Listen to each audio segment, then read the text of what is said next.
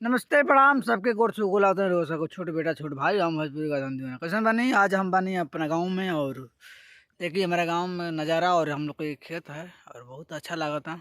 आज हमने खेत में आज बन जा आज गेहूँ पड़वन होता और देखिए इधर पाइप भी छावल बन जम के बहुत दूर से आ रहा बा।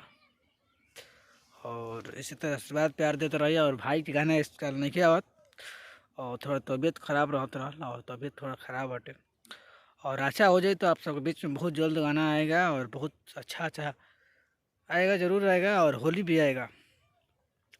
तो आप सब इसी तरह आशीर्वाद प्यार देते रहिए भाई के और गाना के शेयर करते रहम। और एक महीने से मेरा गाना नहीं आ रहा है और उसके लिए आप लोग से माफ़ी मांगते हैं और इसी तरह प्यार आशीर्वाद देते रहिए। धनी दीवन ऑफिशियल जो मेरा चैनल है, चैनल का आशीर्वाद प्यार देते रहिए और चैनल को शेयर करिए। जय हो, जय माता दी। और देखिए गाँव का नज़ारा एकदम कितना अच्छा लगा था।